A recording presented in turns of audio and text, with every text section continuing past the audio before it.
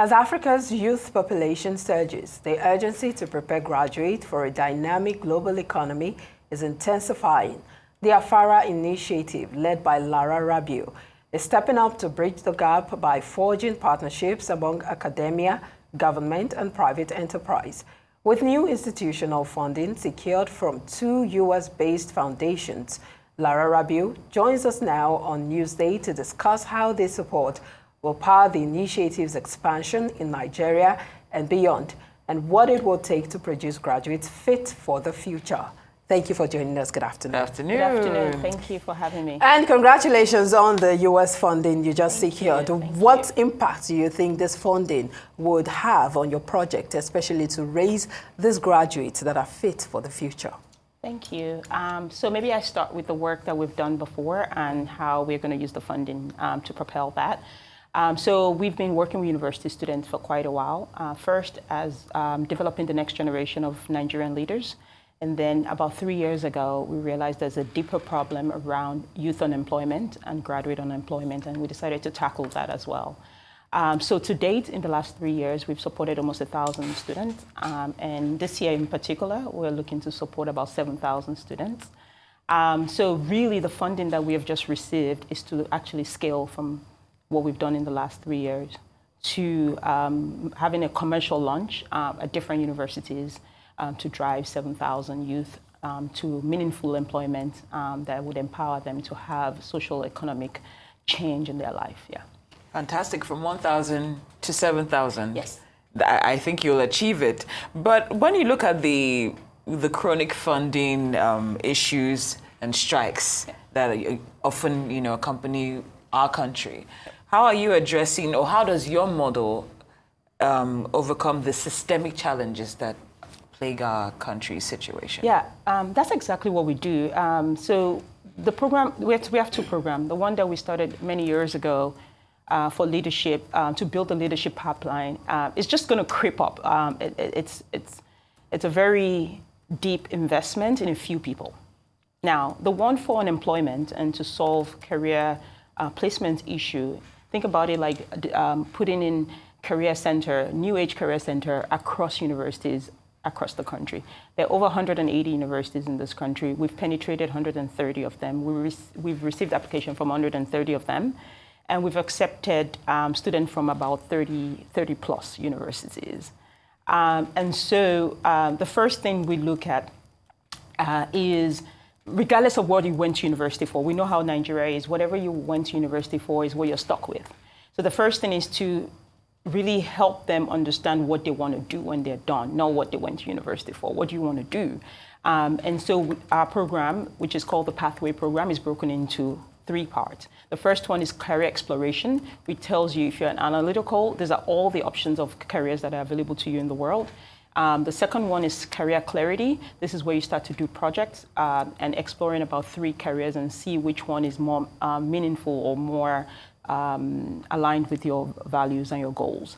And then the final one is career transitions. And so for us is exactly that, is exactly saying, no matter what you're studying, what do you want to do? How do we get you there? It takes a few years to get there.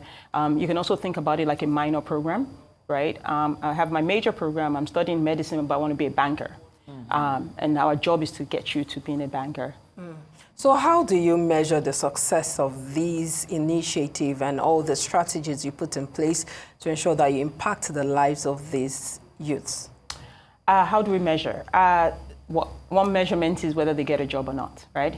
So we've been able to achieve up to 20 times local salary impact for most of our graduates.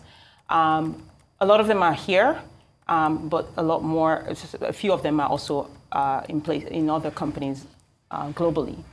And what we mean, we always say global careers, and what we mean by global careers are companies with similar mindset. They could be local, they could be international, but they have to have similar mindset. What we mean by similar mindset is that they fundamentally believe in the growth of the young person. So they don't finish from our program and then their growth is limited because of the company they went into. And they are growing. They also have a global mindset in terms of their ambition. That is where we want them to go. We want them to go to ARM. We want them to go to Access Bank, we want them to go to Nestle, we want them to go to anything that drives a similar mindset for professionals across Nigeria. But we also have a lot of international companies. Actually, unfortunately or fortunately, how you look at it, Bank of America in the UK is our highest employer to date. For the last 3 years, they've always taken our graduates without even us having any communication with us. But because we're sure that these graduates are globally competitive, that is our first stage. Like, we don't necessarily want to place you. We want you to be able to compete with your Indian counterpart, your Chinese counterpart, and your US counterparts. Are you sure we shouldn't hand you our resume?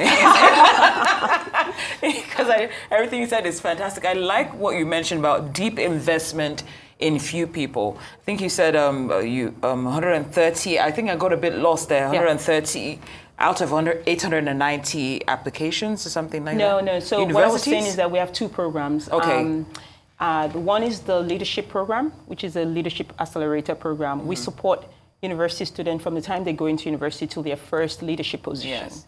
And that leadership position could be in the form of entrepreneurship, it could be from academia, or it could be in the form of government. And we have a larger focus on public leadership. Okay. And then the second one is the pathway, which is the career accelerator, and we're embedded in universities across the country.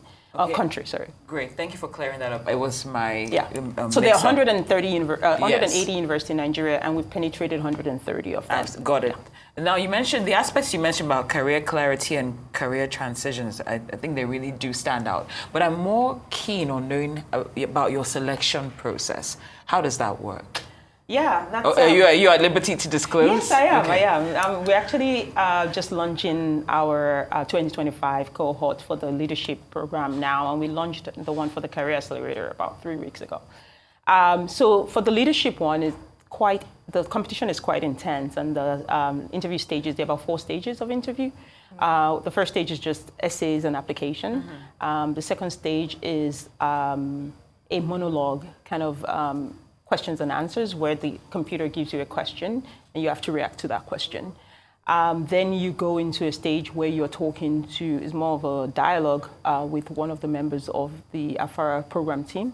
And then finally, I get the honor of interviewing the top, last year our goal was 150, we interviewed 300. So over a month or 2, I spent my evenings making sure, because it could be any of those 300. We got about 4,000 applications, and we're going to pick 150. So by the time you get to 300, it could be anybody. So you're looking for the, what is the X factor that this person has that makes them better than the other person. So are you looking at potential B2B partnerships with universities, and maybe how do you intend to drive growth with all of these partnerships? Yeah, so we've done 2 significant partnerships with universities, and now we're getting inbounds instead of trying to reach out to people. But we first did our first pilot during COVID with Elizade University. That was on campus. That was a B2B partnership. Elizade paid for it, and we had 250 students to start off. In the last 2 years, we've been working with Abuad, which is a school that has 10,000 students. We've been working with them to really understand if our model can scale. And then last year, we focused on public university, and that was a B2C, meaning that the university knows we're doing something, but we still have to sell our program to the student, because it's a bit harder to form partnerships with the public universities. Your ambition is a bit scary. When you started with the 1,000 and you're aiming 7,000 now. What's the second? What edition is this? Is this second edition? How many years? It depends on how you. How many years is the big? 3 years technically for the pathway. What's your 5-year plan? Yes, sure. So our 5-year plan is 50,000 to get to 50,000, but our 10-year plan is even more ambitious, which is 1 million young people. And I'll tell you, it's just driven by the partnerships that we have. This year we're already talking to 12 universities. Last year we're only talking to 1. That's number 1. Number 2, our moonshot idea is to really embed ourselves in the NYSC system, which graduates about 750 to 1 million people a year. We talk to big bet funders. They call them big bet funders about this NYSC that everybody has to take, and they get very excited about being able to really support young people at that stage of them finishing school, having 1 year to really think about what they want to do and transitioning into work.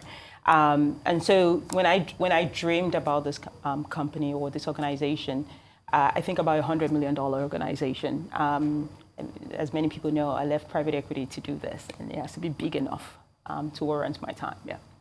So what opportunities do you hope to leverage on, especially looking at your social impact at the Skoll World Forum 2025, which I think is, of course, very timely, looking at all of the strategies you've put in place. Yeah.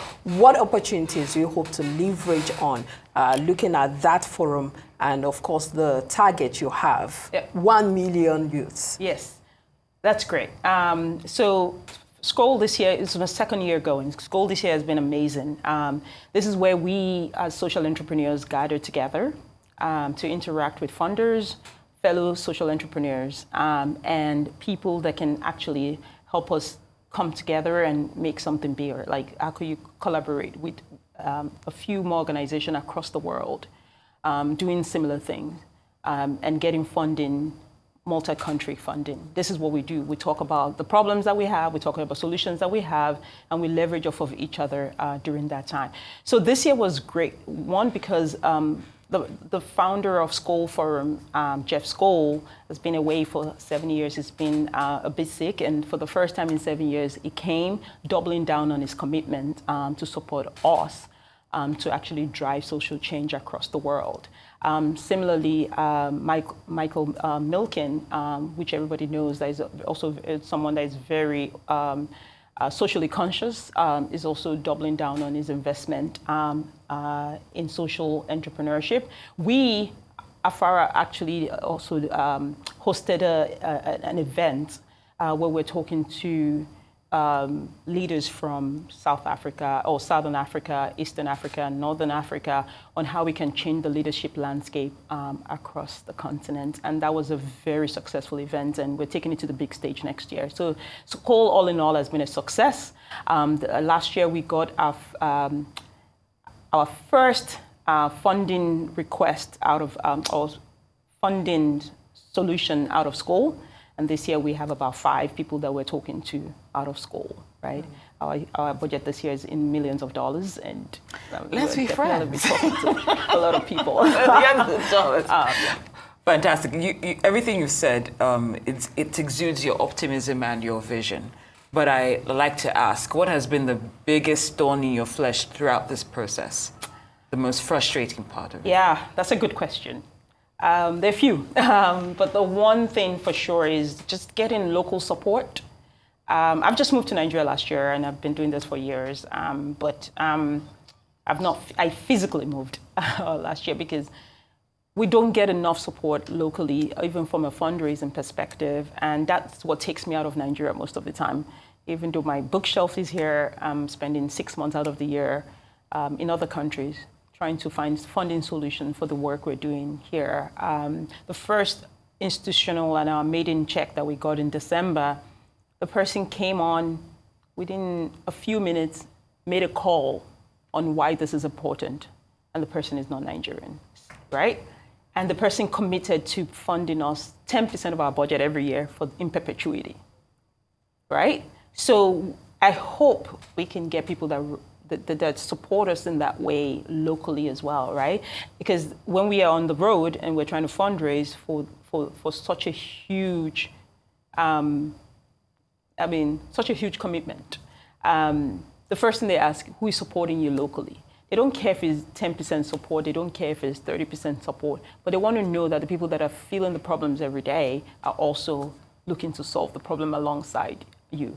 So when I talk about NYSC, it's not like we're going to go ask the government, Nigerian government, for money, but they are access to getting 1 million students every year to make sure they're thriving economically, and we're building them as the next generation of African leaders. Well, Afara, if I'm correct, is a Yoruba word that means bridge, right? Yes, I had to do some research.